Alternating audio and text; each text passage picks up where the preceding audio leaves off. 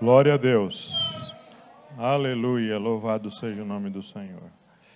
Graça e paz, queridos irmãos. Abra aí a sua Bíblia na Epístola de Paulo aos Romanos, capítulo 8, versículo 13. Obrigado.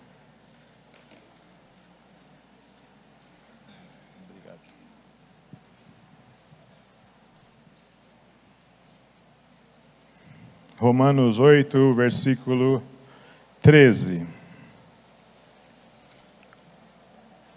Diz assim: porque se viverdes segundo a carne, morrereis, mas se pelo Espírito mortificardes as obras do corpo, vivereis. Eu quero aqui dar continuidade ao tema da mensagem, que é jejum e oração. Eu já falei sobre oração, já falei sobre jejum, e eu quero hoje fazer uma mistura dos dois, resumindo na palavra consagração. O que é consagração? Consagrar é se separar, é dedicar-se ou dedicar algo para que aquilo seja preenchido com as coisas de Deus. Isso é consagrar. Semana passada, aqui falando sobre jejum, eu quero fazer aqui umas pequenas retificações, bem rápido. Eu falei sobre a questão de se você consegue trabalhar, se você consegue fazer o seu trabalho secular e jejuar ao mesmo tempo, se você consegue ter essa disciplina, então jejue, trabalhando. O melhor seria que você se separasse totalmente para jejuar e orar. Mas se você consegue fazer isso, muito bem. Outra coisa também, eu falei aqui sobre a minha experiência de emagrecer. E aquilo foi necessário para mim. Para a minha saúde, porque eu estava mal de saúde. Com pressão alta, dores nas pernas. Então, para mim foi necessário emagrecer. E o jejum também ajudou. Mas não significa que as pessoas gordinhas são pessoas que não são abençoadas, que não são pessoas usadas por Deus. Irmãos, fique feliz da maneira como você está. Quer gordinho, quer magrinho, Deus abençoe, você da maneira como você se sente feliz de ser. Eu me dou bem com todos eles, os magros e os gordos. Os gordos são até mais felizes e mais engraçados. Essa que é a grande verdade. Um outro fato aqui que eu falei sobre a questão de a pessoa ter dinheiro e a pessoa que tem dinheiro e a pessoa pobre, ambos são abençoados por Deus, irmãos. Eu falei aqui sobre a questão da pessoa ter recursos e não canalizar esses recursos para ajudar outras pessoas. Um carro derrapando aqui. Outras pessoas não usar desses recursos para glorificar a Deus. Então, ser rico e crente é uma bênção. E também, se você não tem o recurso da riqueza, você não é um homem rico, mas se você serve a Deus mesmo com classe média ou sendo pobre, isso é bênção, irmão. Canalize a sua vida para ser uma bênção nas mãos de Deus. Amém? Retificando essas coisas aqui, vamos para essa questão da consagração, que hoje vamos misturar as duas coisas, jejum e oração. Eu já falei aqui sobre a questão de que você precisa, em dados momentos da sua vida, quando você precisar, se separar para se consagrar através do jejum, da oração e da meditação nas Escrituras.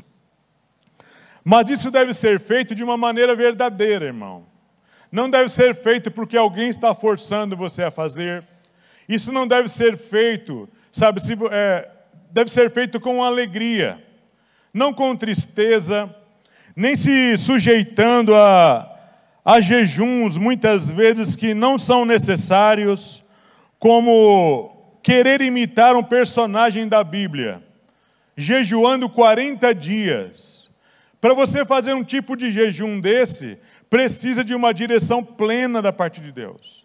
Como todo jejum que você fizer, ou tempo de consagração, precisa estar debaixo de uma orientação da parte de Deus. Como eu falei aqui da minha vida, que quando eu jejuo, eu bebo água. O meu jejum não é total, de água e bebida. de bebida e de alimentos. Eu jejuo de alimentos. Mas se você quiser fazer um jejum integral, faça. Tá bom? Dedique um tempo para você poder jejuar. Faça de maneira equilibrada, de forma saudável, sem exageros e sem sacrifícios desnecessários. Eu usei esse texto aqui de Romanos 8,13, porque esse texto aqui é uma continuidade de um texto que nós vamos usar hoje aqui, que é Romanos 12. Romanos 12 deveria de ser a cartilha de cabeceira do crente. Deveria de ser uma coisa que o crente olhasse como alvo para a vida dele. Se a gente notar por que Paulo escreveu daquela forma, a gente vai notar o seguinte: o jejum, ele demanda uma renúncia das vontades do nosso corpo. Porque o corpo físico, irmão, como eu falei que semana passada, o corpo físico não passou pela ressurreição. O corpo físico não. Por isso você vai entender em 1 Coríntios capítulo 15, que ali ele descreve como que vai ser a ressurreição do corpo. Esse corpo mortal. Paulo fala que esse corpo mortal, ele tem problemas. E nós precisamos sujeitar esse corpo mortal à vontade de Deus. Romanos 8,1, não precisa ir, eu vou ler, acho que vai mostrar aqui na tela. Ele fala aqui, ó: portanto, agora nenhuma condenação há para os que estão em Cristo Jesus, que não andam segundo a carne, mas segundo o Espírito, segundo a carne. Ele está falando disso aqui, ó. No versículo 10 ele fala: e se Cristo está em vós, o corpo, na verdade, está morto por causa do pecado, mas o Espírito vive por causa da justiça. Como eu falei semana passada, a alma e o nosso espírito passaram pela experiência do novo nascimento, da ressurreição, mas o corpo físico não. Esse corpo físico precisa passar, segundo o verso 12, de maneira que, irmãos, não somos devedores. De maneira, irmãos, somos devedores não à carne para viver segundo a carne. E o 13, porque se viverdes segundo a carne, morrereis. Mas se pelo Espírito mortificardes as obras do corpo, vivereis. Mortificar. Essa mortificação é uma obra constante que temos que fazer no corpo. E o jejum e a oração entram nesse trabalho. Vejam, volta um pouco aí, Romanos 6,16. O que nós fazemos na hora do jejum e da oração? Romanos 6,16. Não sabeis vós que a quem vos apresentardes, outra expressão é sujeitardes, por servos para lhe obedecer, sois servos daquele a quem obedeceis, ou do pecado para a morte, ou da obediência para a justiça. E 2 de Pedro 2,19, para completar esse raciocínio, 2 de Pedro 2,19, diz assim, porque, a parte B do versículo, diz assim, e aquele, 19, porque de quem alguém é vencido, do tal faz-se também servo, porquanto se depois de terem escapado das corrupções do mundo, pelo conhecimento do Senhor e Salvador Jesus Cristo, forem outra vez envolvidos nelas e vencidos, tornou-se-lhes o último estado pior do que o primeiro.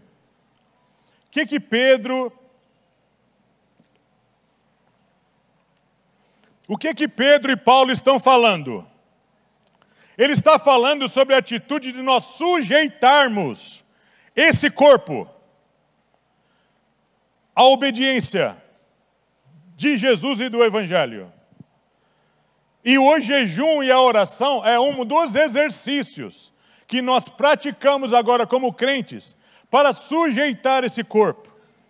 Mas como eu falei semana passada, o jejum e a oração precisam ter foco e alvo. Foco e alvo. E agora nós vamos meditar em Romanos 12. Romanos 12 vai ser a cartilha nossa. Alguns dos alvos que nós queremos atingir através do jejum e através da oração. E nós vamos meditar a partir de agora, nesse texto. Vamos ficar aqui preso nesse texto, Romanos capítulo 12. Romanos, verso 12. E vamos seguir a partir daqui, através desse texto. Olha só como Paulo começa aí a sua explanação em Romanos capítulo 12. O primeiro passo que nós temos que dar nessa questão do jejum e da oração. Rogo-vos, pois, irmãos, pela compaixão de Deus, que apresenteis. Esse apresenteis é uma derivação lá do Velho Testamento, quando o israelita apresentava um sacrifício. Ele pegava lá o cordeirinho, ele cortava o cordeirinho, espargia o sangue, e ele oferecia o animal no lugar dele. Aquilo era um ato de consagração diante de Deus. Agora, o que Paulo fala? Que apresenteis. O quê? Apresenteis o vosso corpo, o nosso corpo, em sacrifício vivo, santo e agradável a Deus, que é o vosso culto racional. O primeiro passo na nossa consagração é se apresentar. Se apresentar, esse corpo físico precisa se apresentar. Logo em seguida, Paulo vai descrever em detalhes aquilo que nós temos que fazer com esse corpo. Nós precisamos identificar. Cada um aqui tem que identificar na sua própria vida aquilo que precisa ser sacrificado. A Honorina é diferente de mim, eu sou diferente da Márcia, a Márcia é diferente do Ezequiel, que é diferente do Samuel. Cada um tem uma demanda aqui na sua própria vida que não está boa. Cada um aqui tem partes da sua vida com Deus, ou parte da sua vida como ser humano, que você não está feliz com isso. Que você precisa sacrificar isso. Que você precisa apresentar-se a Deus como um sacrifício vivo. Veja que na apresentação desse sacrifício vivo, nós precisamos entender que vai existir uma coisa nesse momento, que é o vosso culto racional. Eu até penso que os melhores momentos para nós podermos jejuar são os momentos de culto. Os melhores momentos para nós podermos... O ideal, eu sei que muita gente não pode, mas o ideal é nós podermos jejuar e gastarmos esse tempo com Deus, é nessas horas de adoração, é nas horas de oração, é você trazer diante de Deus a sua demanda, aquilo que tem atrapalhado um pouco a sua vida, nesses momentos de culto. Quando Deus, Ele de uma maneira coletiva, Ele se manifesta na vida do seu povo. Então aqui Paulo está falando sobre o momento de consagração em Romanos 12.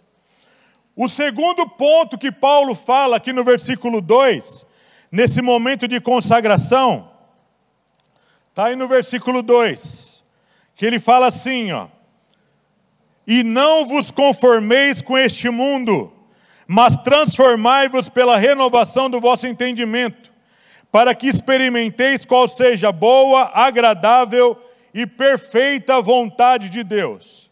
É porque às vezes a concordância do verbo não bate com a nossa língua, mas esse conformeis é um gerúndio. Nós não podemos nos conformando. Na consagração, nós precisamos aprender a mudar a nossa forma de pensar. Na consagração, nós precisamos aprender a não tomar mais a forma do mundo, se libertar daquilo que o mundo tem trazido para dentro de nós e nos conformarmos com a vontade de Deus. No ato de consagração, de jejum e oração, você traz diante de Deus aquilo que tem sido regra muitas vezes na sua vida, que não é em conformidade com a vontade de Deus, é muitas vezes em conformidade com a vontade do mundo. Por isso que Paulo fala no ato de consagração, e não vos conformeis, não tome mais a forma do mundo. Vejam lá no ato de conversão, como que os apóstolos precisaram se conformar com a vontade de Deus. O apóstolo Pedro, qual era a atitude do apóstolo Pedro antes de uma conversão verdadeira e de uma conformidade com a vontade de Deus? Pedro falava fora de hora. Pedro chegou ao ponto de negar o Senhor. Pedro observava a atitude dos outros apóstolos. Pedro, muitas vezes, parece que ele não agia por conta própria. Ele era levado pela cabeça de outras pessoas. Ele estava acostumado com aquele estilo de vida que ele trouxe antes da conversão. E quando nós nos consagramos, muitas vezes Deus chega até nós e fala: a maneira de você agir ainda é em conformidade com a vida que você levava. Você ainda resolve as coisas da maneira como você fazia no mundo. Você ainda resolve as coisas discutindo. Você ainda resolve as coisas querendo se impor. Não é mais assim que eu quero que você faça. Eu quero que você se conforme agora. Tome a forma da minha vontade. Não mais em conformidade com a vida velha que você tinha, mas com a vida que agora eu tenho para você. Eu li um livro um tempo atrás.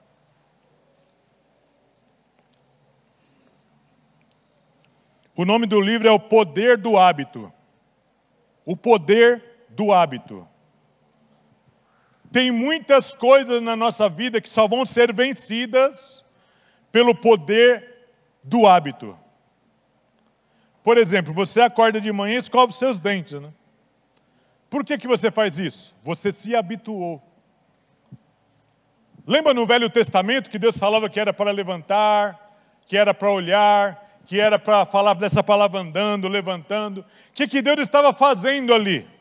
Criando um hábito diferente no povo de Israel, que eles não estavam habituados. Muitos de nós não estamos habituados a certos atos, como jejuar, por exemplo. Como gastar um tempo de oração. Nós muitas vezes temos o hábito de orar pouco. Orar aquela oração rápida e gastar o resto do dia trabalhando e não separamos mais tempo para orar, ou para jejuar, ou para ler as Escrituras. Nós vamos ter que criar um hábito. Se conformar agora à maneira como Deus quer que a gente faça. Separar um tempo para orar. Separar um tempo para jejuar. Separar um tempo para meditar nas Escrituras. Isso tudo para o nosso crescimento. Paulo estava olhando aqui o crescimento da igreja de Romanos e dos outros irmãos que iriam ler essa palavra. O intelecto nosso, a nossa mente está acostumada, muitas vezes somente com ações da mente, e não estamos acostumados com ações do Espírito. Veja lá comigo 1 Coríntios capítulo 14. 1 Coríntios capítulo 14. Paulo falando sobre duas coisas que devem trabalhar na questão do hábito. 1 Coríntios capítulo 14, verso 13, 14 e 15. Diz assim, 1 Coríntios capítulo 14. Pelo que fala em língua estranha, ore também para que possa interpretar. Porque se eu orar em língua estranha, o meu espírito ora bem, mas o meu entendimento fica sem fruto. O que eu vou fazer então? Orarei com o espírito, mas também orarei com o entendimento. Cantarei com o espírito, mas também cantarei com o entendimento. Tem duas coisas que vão trabalhar no jejum e na oração: a ação do Espírito e a ação do entendimento. Algumas orações, alguns momentos que vamos nos consagrar a Deus, nós vamos gastar tempo orando no Espírito, cantando no Espírito, às vezes em línguas estranhas, e algumas vezes no entendimento. Vamos orar na nossa própria língua, vamos cantar na nossa própria língua. Na hora do jejum e da oração, que você está se separando, se consagrando a Deus, você vai gastar a sua mente e a sua vida espiritual nessas duas ações. Então, na hora do jejum e da oração, a mente, a razão estarão ativas. Você estará sabendo o que você está fazendo. Mas haverá momento no seu momento de jejum, de consagração, que você vai se dedicar de uma maneira espiritual. Orar em línguas. Falar de maneira como Judas fala, orando no Espírito Santo. Orando de uma maneira, muitas vezes, que você não entende. Se você não tiver interpretação das línguas, você não vai saber o que você vai estar falando. Mas a língua edifica a própria pessoa. Você vai estar sendo edificado naquele momento de consagração. Como Paulo fala aqui em 1 Coríntios. Voltando lá para Romanos capítulo 12. Versículo 3 agora de Romanos 12. Versículo 3. Porque pela graça que me é dada, digo a cada um dentre vós que não saiba mais do que convém saber, mas que saiba com temperança, conforme a medida da fé que Deus repartiu a cada um. E o versículo 16, a parte B, é o mesmo ensino. Diz assim: não sejais sábios em vós mesmos. O que a consagração tem a ver com esse versículo? A consagração vai me levar a entender a medida da fé e do conhecimento que Deus me deu. Às vezes, irmãos, existe uma coisa dentro de nós, às vezes a experiência nos dá isso, o tempo com Deus nos dá isso. O tempo, além de nos trazer experiência e maturidade, às vezes, pela nossa falta de vigilância, traz uma certa soberba no conhecimento. O conhecimento, às vezes, excessivo, o saber excessivo, e a falta da temperança, como Paulo fala, saiba com temperança, com domínio próprio. Às vezes faz a gente se ensoberbecer sobre as pessoas. Querer saber demais. Querer muitas vezes impor o nosso conhecimento sobre as pessoas. Muitas vezes menosprezar o irmão que não sabe tanto. Às vezes menosprezar as pessoas que não têm, às vezes, capacidade de leitura ou de interpretação. Crentes que eu já vi muitas vezes zombando das pessoas que não sabem ler, que não entendem a Bíblia muitas vezes. Crentes que às vezes, irmãos, que são soberbos no conhecimento, na sabedoria. E querem muitas vezes manipular as outras pessoas pelo conhecimento que têm. No ato de consagração, eu preciso me humilhar aos pés daquele que me deu conhecimento. No ato de consagração, eu preciso descer aos pés daquele que é dono de toda a sabedoria. No ato de consagração, eu preciso aprender a entender que eu sou um servo. Que eu recebi de Deus esse conhecimento e essa sabedoria para beneficiar o meu irmão. E não humilhar o meu irmão, e não pisar no meu irmão. Que muitas vezes não tem o mesmo conhecimento ou a mesma sabedoria que eu recebi. Tudo que nós recebemos é para benefício meu e do meu irmão. Se o irmão não sabe, vamos orar para que ele saiba. Que a gente saiba com temperança. Que a gente tenha humildade para poder passar aquilo que Deus nos dá. Se você recebeu de Deus a capacidade de cantar, se você tem conhecimento de Deus, a afinação de voz, se você tem a técnica de cantar, se você tem a técnica de ensinar, a técnica de ajudar alguém, ajude, não pise nas pessoas, não humilhe aquele que não sabe.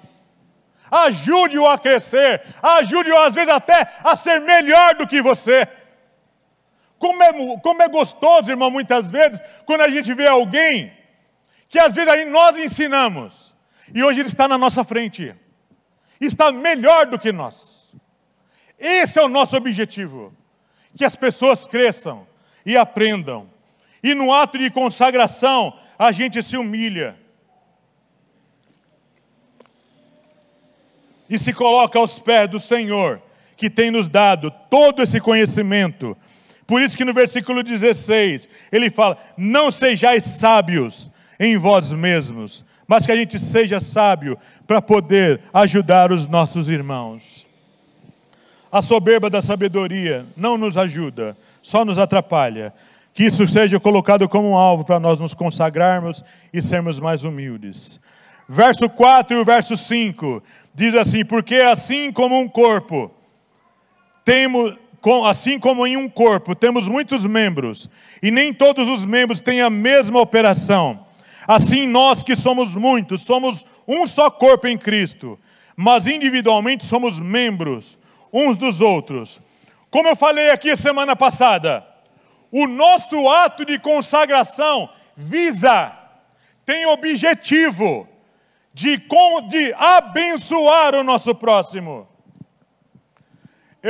Durante um tempo da minha vida, eu falava uma frase que, lendo nas Escrituras, eu, na verdade, tinha um entendimento errado das Escrituras. Um só membro não é corpo. Você estiver sozinho, você não pode falar, eu sou a igreja de Cristo. Eu sou membro da igreja de Cristo. Essa é a maneira certa.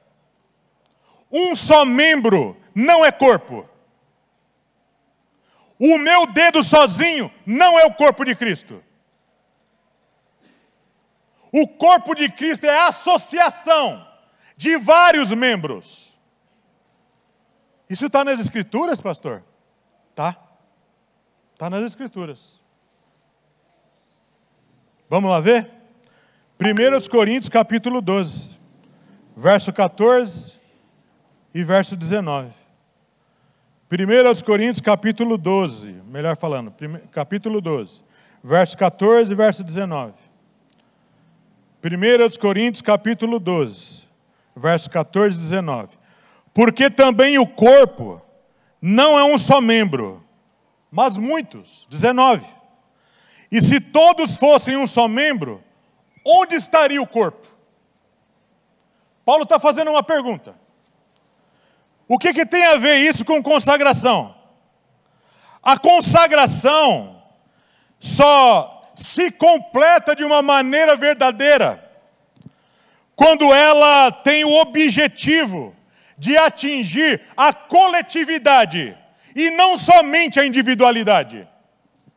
A nossa consagração ganha sentido quando ela me beneficia, como o dom de línguas, que edifica a si mesmo, e quando esse dom de línguas recebe interpretação, ele edifica o corpo. O meu ato de consagração, quer sozinho em algum lugar, quer aqui, tem muitas vezes o objetivo de Deus encher você, para você abençoar a vida do seu próximo. Às vezes Deus te enche num ato de consagração, eu vou falar logo a seguir, de um dom espiritual, para você vir aqui no culto e estender as mãos sobre um enfermo, sobre uma pessoa que está precisando naquele dia, e você beneficiar o seu próximo, beneficiar o seu irmão. Então o ato de consagração, que é jejum e oração, e meditação nas Escrituras, ele visa mais a coletividade. Por isso que Paulo fala, o corpo não é um só membro, mas vários membros juntos trabalhando. Imagine, irmão, num dia de jejum, num jejum coletivo, como acontecia muito em Israel. Todo mundo vem num só propósito, num só alvo, de se consagrar, de se separar, corpo, alma e espírito, para poder ser preenchido por Deus. Todo mundo num só foco, num só objetivo, com um alvo a atingir. Imagine todos os irmãos aqui nesse propósito. Imagine a manifestação do poder de Deus nesse dia. Imagine o que Deus pode fazer no mundo espiritual, todo mundo num só foco, todos os membros do corpo reunidos debaixo da ação do cabeça. E é uma coisa interessante no corpo de Cristo, o que tem na cabeça? Olhos, boca, ouvidos, cérebro, tudo na cabeça. E quem é o cabeça da igreja? Todas as funções de organização, todas as funções do que fazer, as estratégias, todas as funções de onde olhar, para onde olhar, o que fazer, qual o propósito a seguir, todas as funções do que ouvir, do que delegar para a cabeça fazer, para o corpo fazer, estão na cabeça. Toda a parte de inteligência, toda a parte de decretar ordens para o corpo fazer, que é a igreja, estão sobre a pessoa de Jesus. Jesus é o mestre da igreja. Jesus é o grande arquiteto da igreja. Jesus é o mestre da igreja. Jesus é o Senhor e pensador da igreja. E Ele delega todo esse poder para os membros. Salomão chama as pernas de homens fortes. Salomão chama os braços dos guardas da casa. Salomão chama esse corpo, ele vai dando nomes para o nosso corpo. Então você faz parte desse corpo, onde Jesus é o cabeça. E quando você se consagra a Deus, Deus então te usa de uma maneira a produzir relevância na vida do corpo de Cristo. Versículos 6, 7 e 8. Olha o que acontece quando nós nos consagramos a Deus. De modo que, tendo diferentes dons, segundo a graça que nos é dada, se é profecia, seja ela segundo a medida da fé.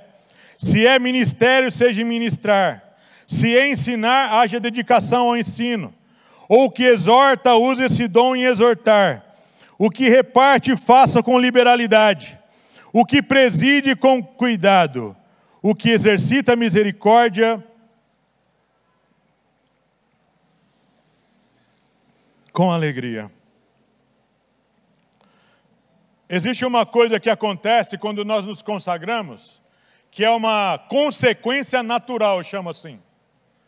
Quando você se consagra, existe uma coisa chamada crescimento.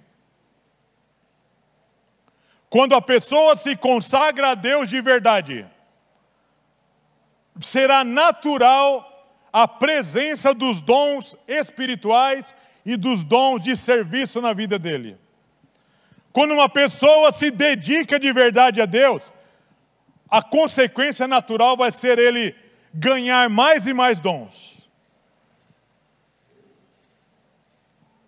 Tem pessoas aqui que têm dom de línguas, mas tem também dom de interpretar as línguas. Juntamente com isso, ele tem dom de presidir. Juntamente com isso, ele tem dom de sabedoria. Porque quem preside tem que ter sabedoria. Junto com a sabedoria, ele tem que ter conhecimento. Para saber tomar decisões. O pastor da igreja, geralmente, é a pessoa que tem mais dons. Porque é necessário para a vida dele. Para o trabalho que ele vai fazer. Então, quando nós nos dedicamos a buscar a Deus, haverá uma manifestação e um acréscimo de dons espirituais na vida dessa pessoa. Aqui ele fala sobre a medida da graça, a medida da fé concedida a cada um. Se é profecia, seja segundo a medida da fé. Aqui é o dom de profecia, não é o dom de ser profeta. São dons diferentes. Ser profeta e ter dom de profecia. Manifestar a palavra falada de Deus, da parte de Deus. Entregar uma palavra dada por Deus, segundo a medida da fé. Existem profecias que precisam de mais fé para poder ser declaradas. Imagine aqui que Deus, de repente, toma a minha vida e eu falo assim: a partir de hoje, digamos que, só estou dando um exemplo, tá bom? Não estou profetizando não. Imagine que eu chegue e declaro, a partir de hoje, não haverá nenhum irmão enfermo dentro dessa congregação. Ninguém aqui vai ser enfermo de nada. É uma profecia que exige mais fé. Eu preciso estar numa plena direção do Espírito de Deus para declarar uma palavra dessa, que é uma profecia. Ou declarar que a partir do ano que vem vai começar os dias terríveis profetizados pela Bíblia. Eu preciso ter uma fé e uma direção muito clara da parte de Deus. Por isso que eu falei semana passada, que é muito sério você falar, assim diz o Senhor. Se o Senhor não disse. Preciso estar muito alinhado com o Espírito de Deus para manifestar esse dom aqui na igreja. E ele fala, se é ministério, seja ministrar, vários serviços. Se ensinar, haja dedicação ao ensino. Ou o que exorta, usa esse dom em exortar. E o que reparte, o farta com liberalidade. E o que preside, com cuidado. É uma coisa interessante aqui na manifestação desses dons, que aquele que preside a igreja, é o único que Paulo fala que tem que ter cuidado. O cuidado, porque ele tem vários dons dentro dele. Ele vai ter que ter cuidado em manifestar todos esses dons. Se ele falar uma palavra aqui, Samuel, que preside a igreja, se ele der uma palavra aqui, e essa palavra não é fácil de ouvir, ele vai ter que ter todo o cuidado em falar. E esse cuidado vai estar presente na vida dele como algo que ele tem sobre o dom de presidir. Então aqui a consagração, ela nos traz o crescimento na questão dos dons espirituais. E tudo se manifesta de maneira a edificar a igreja. Verso 9. O amor seja não fingido, aborrecei o mal e apegai-vos ao bem. Uma pessoa que se consagra a Deus, uma pessoa que de verdade está buscando a Deus, em ato de consagração, jejum e oração, ele não ama de maneira fingida.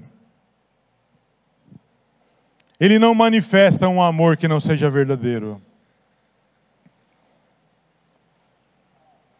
Eu tenho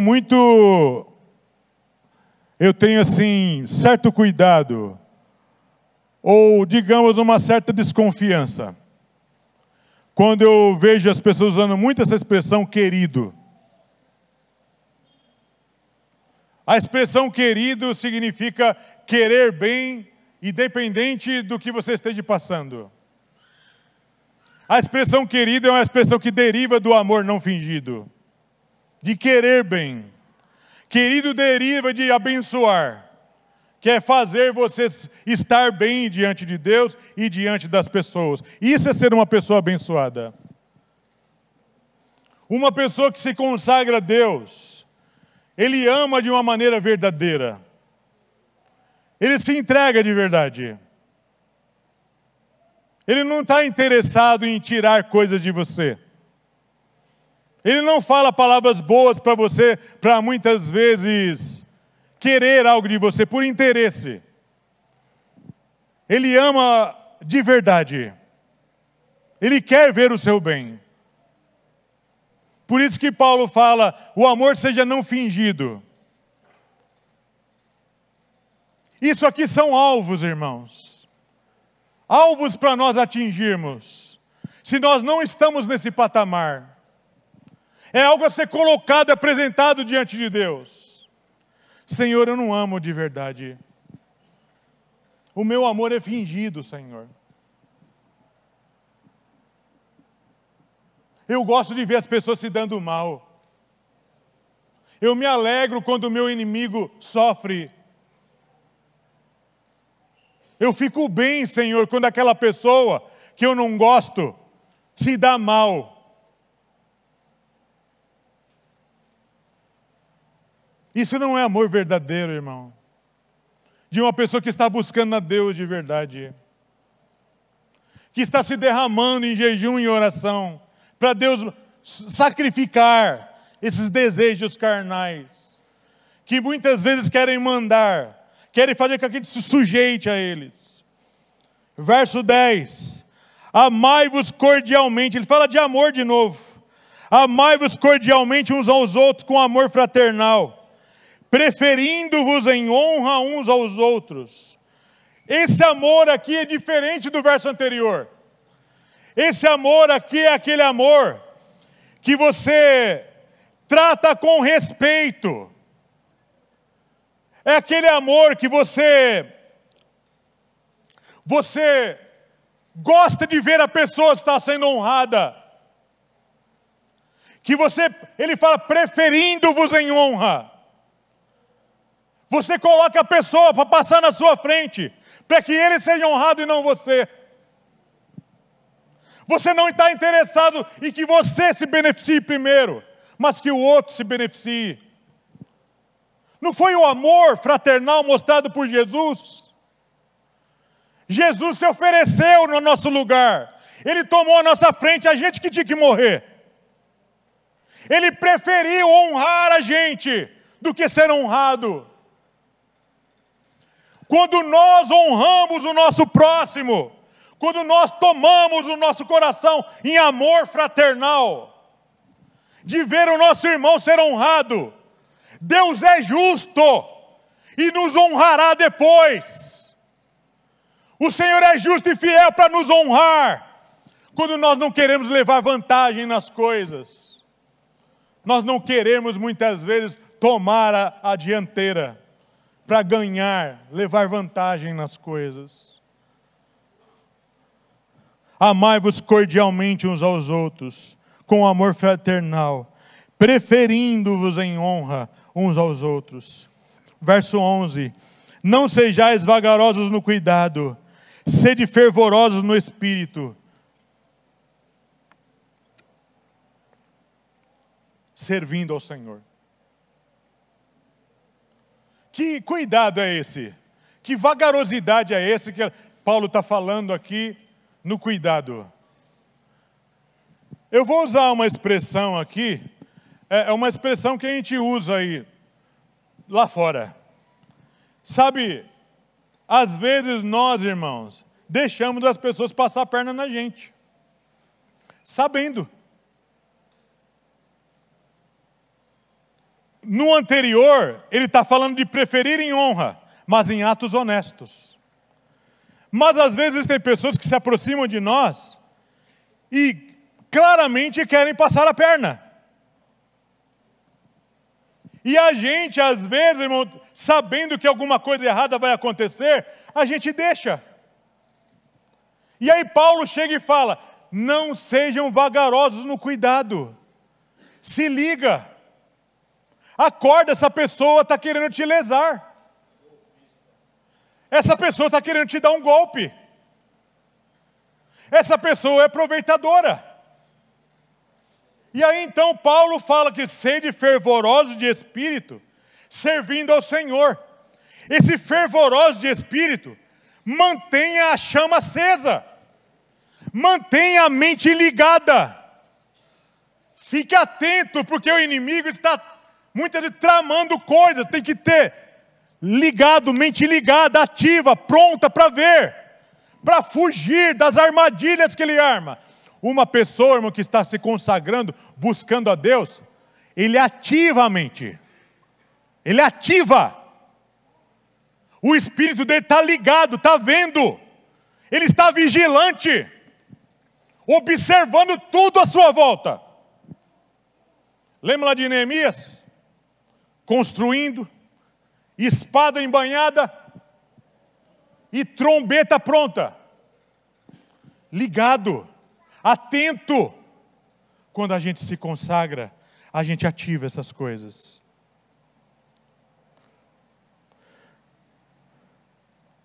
Verso 12. Alegrai-vos na esperança, sede pacientes na tribulação, perseverai na oração. Quando a gente dedica um tempo à consagração,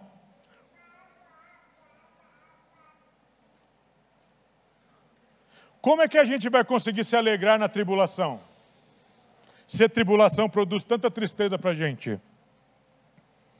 Como é que você vai se alegrar quando as enfermidades chegam? Como é que você vai se alegrar com um desemprego prolongado? Como você vai se alegrar olhando a despensa da sua casa, está tudo vazia? Como é que você vai se alegrar vendo as coisas difíceis vindo para dentro da sua casa? Como é que você vai se alegrar vendo a tempestade vindo varrer a sua casa, atingir a sua família? Como é que você vai conseguir se alegrar com tantas situações adversas?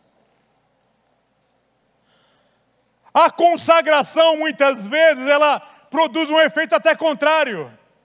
Quando nós decidimos buscar a Deus de verdade, não significa que as portas vão abrir, que o mar vai amansar, que tudo vai acontecer de bom. Às vezes vai acontecer justamente o contrário.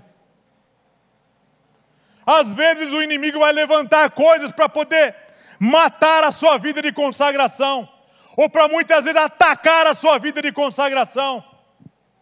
Mas um crente que coloca a sua vida, perseverar em oração, fica firme na hora da tribulação. Esse crente entende, irmãos, ele consegue ver. O crente que é fervoroso de espírito, buscando ao Senhor, se consagrando, descendo à casa do oleiro, mergulhado ali na unção do Espírito Santo de Deus, gemendo, chorando, suplicando às vezes. Esse crente está numa intimidade, uma estreiteza grande com Deus. Ele sabe o Deus que ele está servindo. Ele conhece o Deus que o livra de todas as suas tribulações. Ele sabe que o Deus que ele está ali buscando vai na hora certa abrir as portas, levantar a sua família do pó que está vivendo. O crente que ele busca a Deus em constante oração, ele sabe que aquilo vai passar, que é um mar forte que está batendo, mas que uma tempestade vem, ela vai também. Você pode ver que está nublado lá fora, está nublado, mas não significa que o sol não está lá. O sol está lá. Na hora certa, irmão, continua se consagrando. As nuvens da tribulação vão se dispersar. E a luz vai bater de novo na sua vida. As lutas vão embora, irmão. As dificuldades vão embora. Da sua casa, da sua família, do seu momento financeiro. E Deus, que é poderoso, misericordioso, vai abrir as portas de novo. A bênção vai voltar para a sua casa. A paz vai voltar para dentro do seu lar. E você vai poder ver o sol da justiça brilhando de novo na sua casa.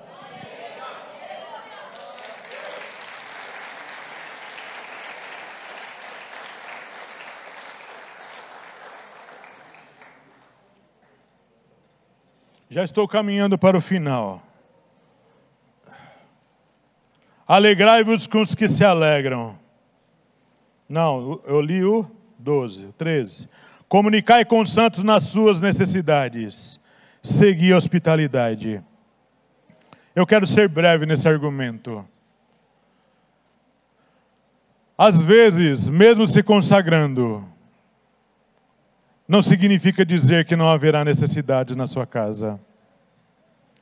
Às vezes até o crente consagrado vai ter que pedir ajuda.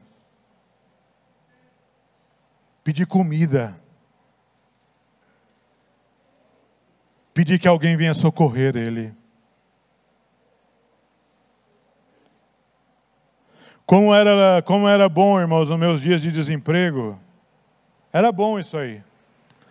Que alguém chegava na minha casa de repente, com uma cesta básica, com uma roupa, tirava um dinheiro do bolso. Ó, irmã, para você. Paga a sua luz, paga a sua água. Pega esse dinheiro, vai passear com a sua família. Vai para um shopping, vai tomar um sorvete, vai comer um lanche.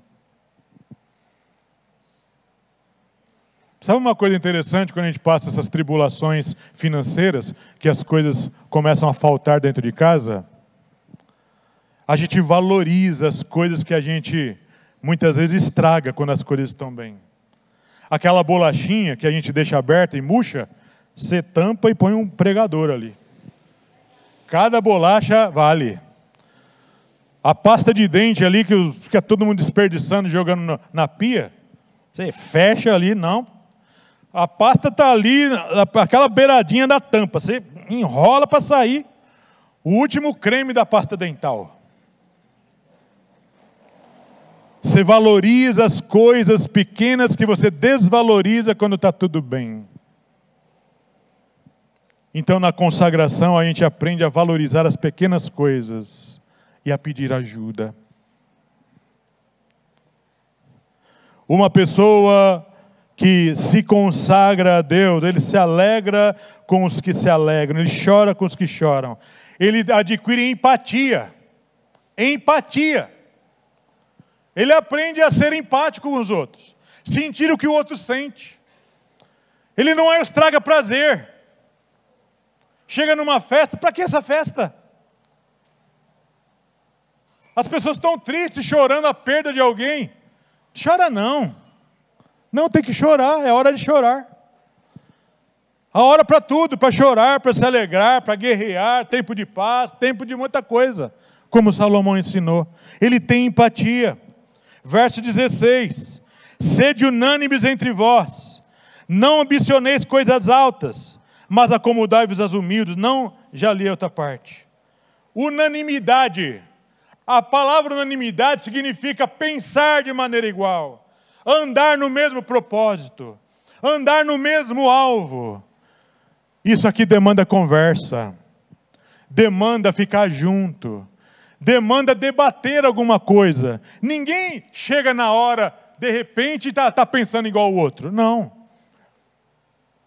Aqui os pastores têm o hábito de sentar junto e conversar sobre alguns assuntos, para a gente poder pensar no mesmo propósito, no mesmo alvo.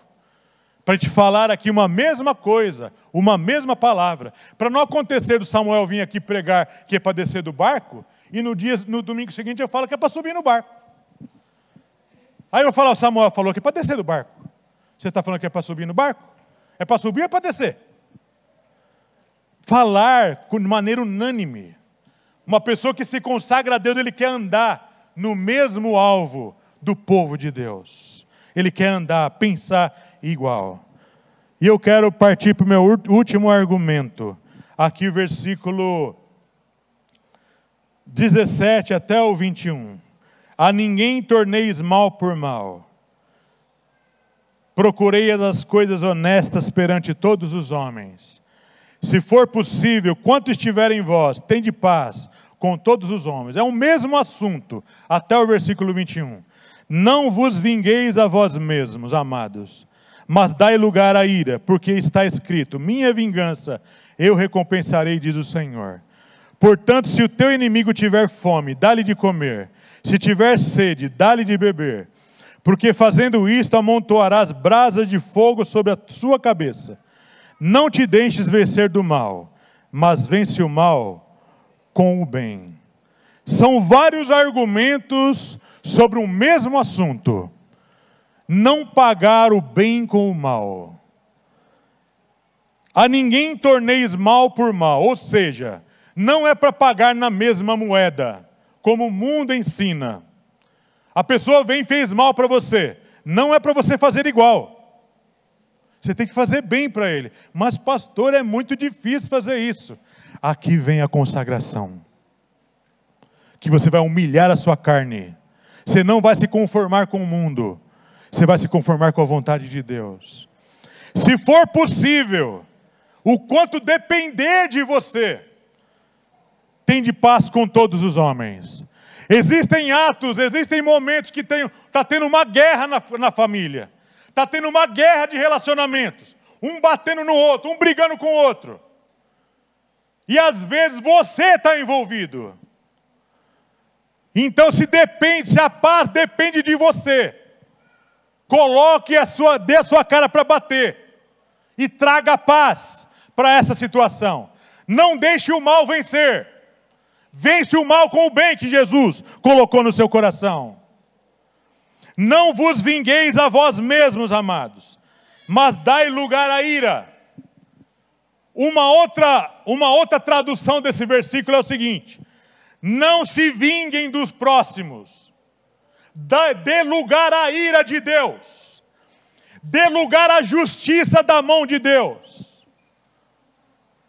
Porque depois ele complementa: minha vingança eu recompensarei, diz o Senhor.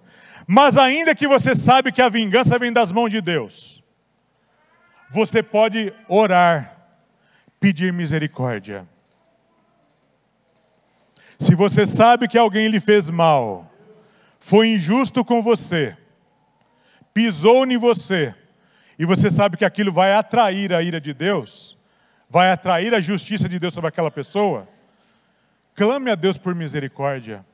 Senhor, eu sei que o Senhor é justo, que o Senhor vai se vingar, mas ainda assim, Senhor, eu me coloco na brecha e intercedo por essa pessoa, para que o Senhor tenha misericórdia. Não deixe essa pessoa sentir o peso da sua ira. Não deixe essa pessoa sentir o peso da sua mão, Senhor. Você pode interceder, irmão, e pedir misericórdia. Se acontecer é porque Deus quis, mas às vezes a sua intercessão moveu a mão de Deus. E vem o 20. Portanto, se o teu inimigo tiver fome,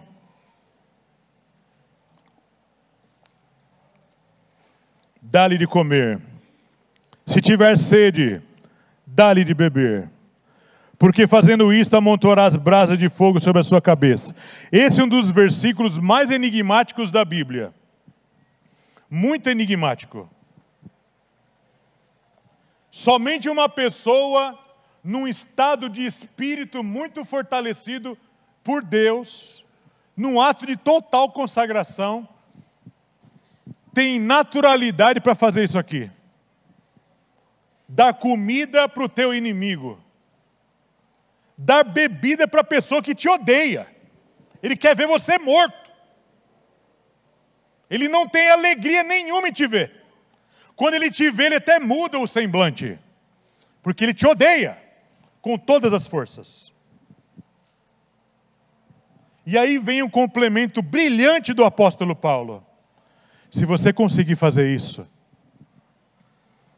você vai amontoar brasas vivas sobre a sua cabeça. Sua da pessoa, não sua, não você.